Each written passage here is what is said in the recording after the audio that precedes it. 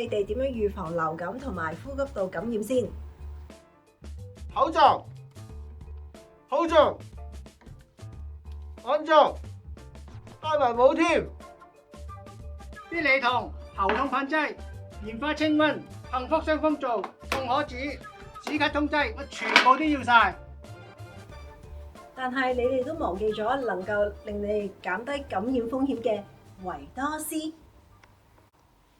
維多斯可以幫你預防傷風感冒症狀，佢獨有嘅砷可以令你加強免疫嘅保護，同時減低呼吸系統感染嘅症狀。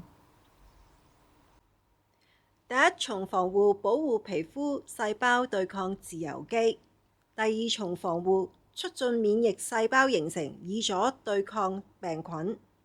第三重防護增加體內抗體，以防下次病菌再次入侵。每日一片維多斯，返工返學健康啲。